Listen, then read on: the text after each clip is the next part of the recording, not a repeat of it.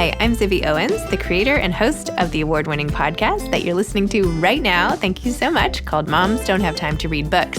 It is a daily podcast, 365 days a year, and each day we talk to an author about all of the things related to their career, their book, their life, and more in 30 minutes or less, because who has time?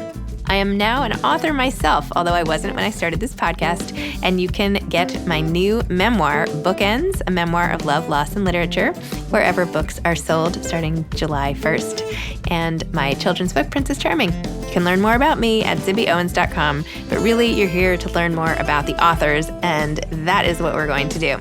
Also, be sure to check out all the other podcasts in the Zcast Podcast Network. You can learn more at zcastnetwork.com and definitely check out those shows as well. Tiffany McDaniel is the author of On the Savage Side, a novel. Tiffany is an Ohio native whose writing is inspired by the rolling hills and woods of the land she knows.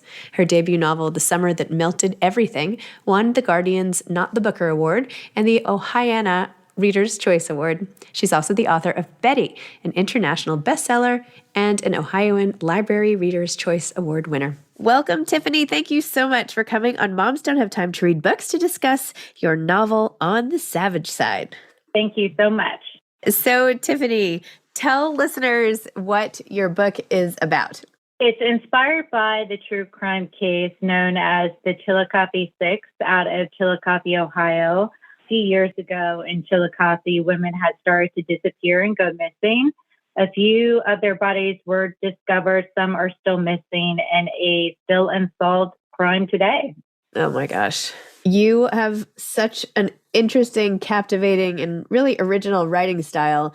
You jump back and forth from the point of view of water, from the river, from a third person with the girls and the mom. Like you take us sort of under and over and around and everywhere to give us a sense of the story and the environment. Tell me a little about how you decided how to tell this story. I really wanted to bring the river into the story. And so we have sections in the book in which the river herself is speaking.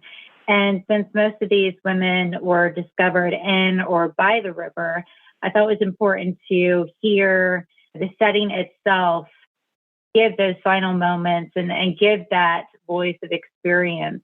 And as I was looking at this story and kind of looking at how those women were coming together, I really wanted to especially go back to their childhood. And we go back to Ark and Daffy, and they're the twin sisters within the book. And so I really wanted their younger voice as well as to shine through just as much as the mature voices of this collective group of women.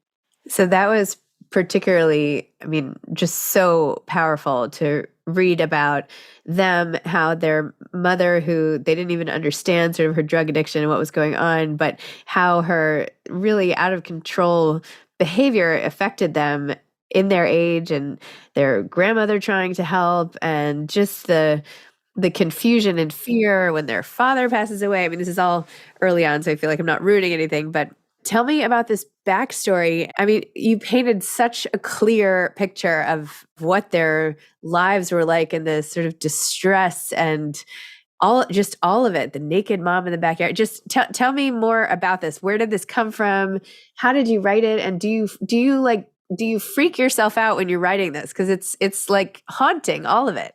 Yeah, so I will say about Ark and Daffy. So I had grown up playing with kids like them. I grew up in South Central and Southern Ohio in communities that had been affected by drugs. And so, playing with kids, and we were very familiar with what it meant to find a used syringe in the road. And so, going back and reflecting on my own childhood and having grown up with kids like Ark and Daffy, I really wanted to infuse the story with those experiences as well. And I had known women like the women in the book, not only in my community, but in generations of my own family, my aunts and uncles and those whose paths led them to addiction. And so it was really about pulling on those threads and trying to unite them within the story itself.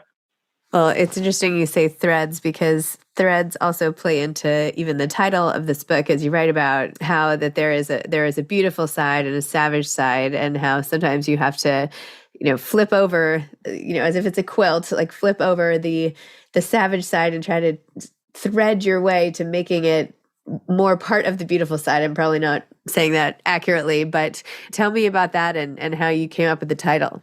Yeah, so that goes back to the relationship between Ark Daffy and Mamaw Milkweed. And I really wanted the three of their relationship to really be the shining light and joy of the story. And within the story, Mamaw Milkweed is someone who crochets. And so she's crocheting the Afghan and telling Ark and Daffy that in life there is a beautiful side and a savage side.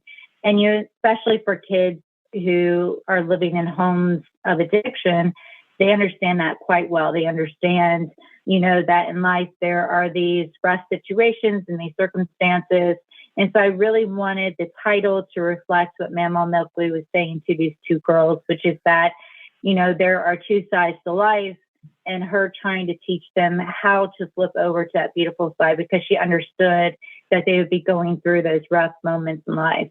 And when you're trying to flip a rough moment into a beautiful moment, like how do you do that?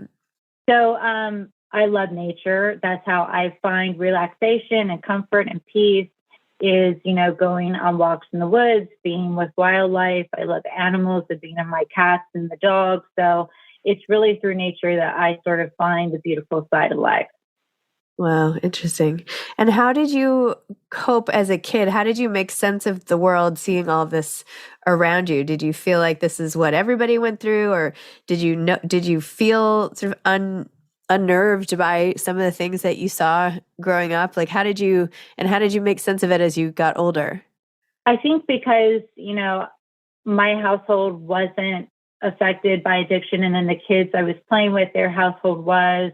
So it was kind of seen as two sides of life. And I think when you're seeing it from a very young age, that there's also almost like you're getting comfortable with it because you're going with it from such an early age. And so when I would see, kids I was playing with and understanding that they were, suffering abuse and kind of understanding that their household was different from mine in that aspect, and everything that they went through as a kid, you're just learning to process everything as you encounter it.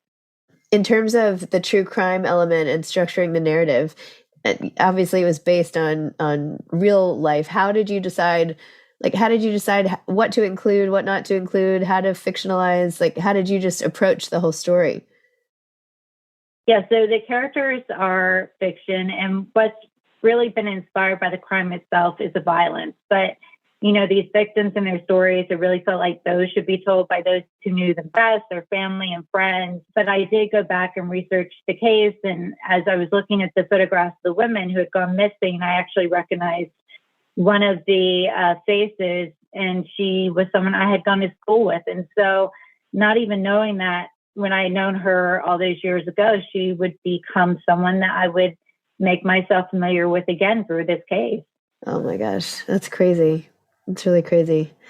How did you sort of toggle back from, like, what was your life like when you were writing this book compared to the intensity of writing it? Like when you would stop writing, like what would the rest of, like how you would pull away from the computer and then what? Like how did you go back emotionally and to your regular life? And like, what was it like when you were writing the book? So, when I write by hand. I only come to the computer when I have to do, something at the file or editing, but I'm very much someone who prefers to write the book within a notebook, write it by hand. I think doing that allows you a more organic way to go with a story, especially like this one that deals with issues such as in the book. And, it's kind of the same way I approach the other novels I've written. I've written over 20 to this point, and On the Savage Side falls somewhere in the middle of that stack. And so it's just, learning to approach this story, but also just find that balance with your everyday life. And I find that,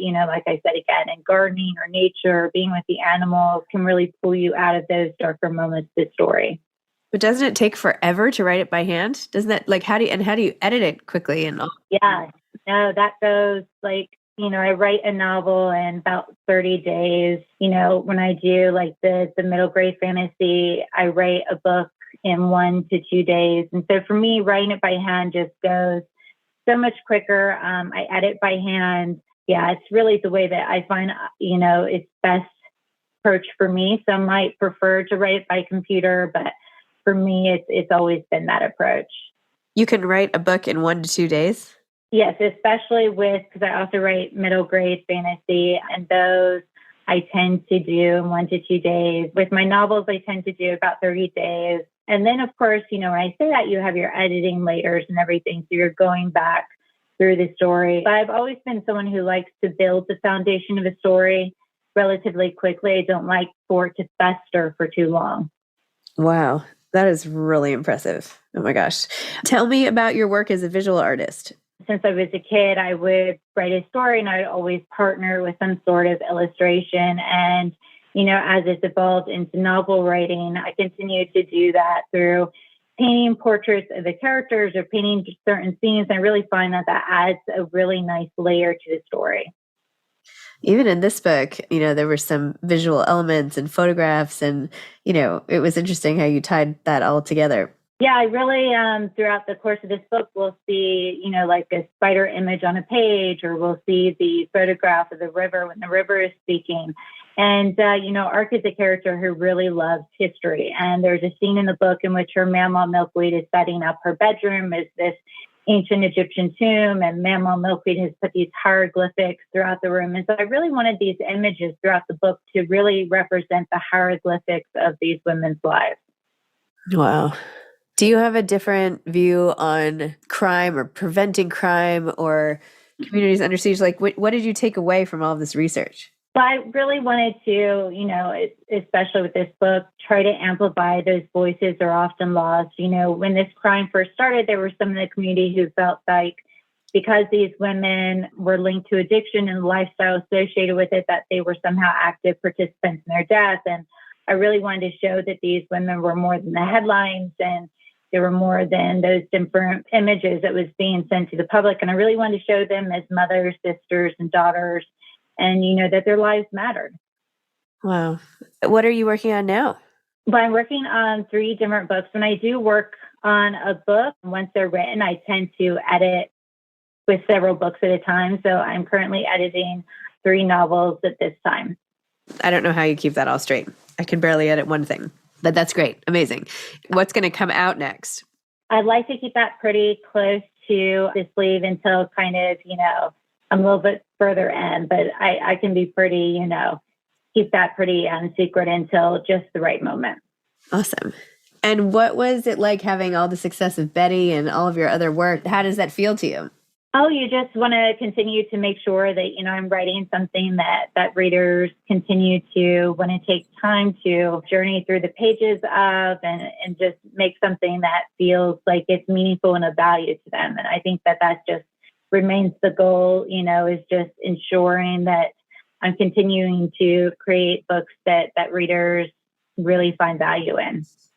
So you obviously have such a gift. I mean, you're so prolific and in so many different areas. When did you realize that this was writing and, poetry and all of that? When did you realize this was something that you had a gift in and that you wanted to pursue professionally? Oh, ever since I was a kid. Writing is the first thing I remember doing without being told to do it. And as a kid, I would make homemade books. I would use cardboard as the covers, and I would bind the books with my mother's crochet yarn. And I had named a publishing imprint after my cat at the time, Sunshine. And so I would publish these books as a kid under Sunshine Publications. And so I've always known from a kid that, I wanted to be a writer. And, when my first book came out and I had to go through boxes of kind of things to get some material together for marketing. And I had found this envelope in an old box, and I had sealed it, and I had written on the piece of paper, I hope to become a writer and to write something that people want to read. And I had sealed the envelope probably to kind of seal the kiss or the wish. And so it was something that I definitely always wanted to do. Wow. What advice would you have for aspiring authors?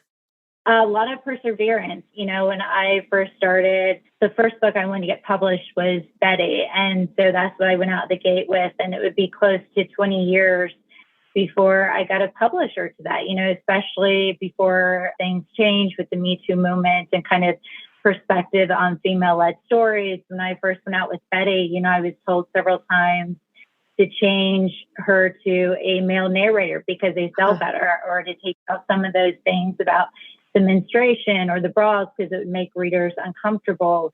They didn't believe that sexual abuse would happen to more than one woman because they would talk about it. And then, the Me Too movement kind of flipped the thing where people were much more open about things that they had experienced. And I'd actually heard that so many times, change to a boy narrator, that was how my first published book came out. I looked through the books I'd already written, and that one had a male lead. And so that was how that one ended up being published. So I would say for all who's looking to get published, you have to stay determined and persevere.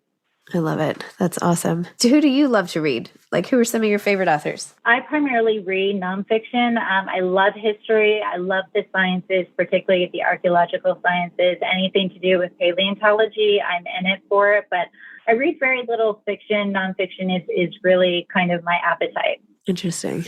Well, Tiffany, this has been so fascinating. Thank you so much. I'm so impressed with you and the way you write and your whole sort of creative approach to everything. And I mean, this book, like in the category of books that make you feel, I mean, this book, like it could make you almost sick to your stomach, in a good way, in like it was super, super powerful. So hats off. You're very kind. Thank you. All right. Well, thanks so much. Oh, thank you. It was a pleasure. Okay, take care. Bye-bye. Bye-bye. Thanks for listening to this episode of Moms Don't Have Time to Read Books. Don't forget to follow me on Instagram at Zibby Owens and at Moms Don't Have Time to Read Books. Also sign up for my newsletter at zibbyowens.com and sign up for my virtual book club and meet lots of authors on Zoom every other week. Thanks so much to Steve and Ryan at Texture Sound for the sound editing. And thank you to Morning Moon Productions for providing this fantastic intro and outro music.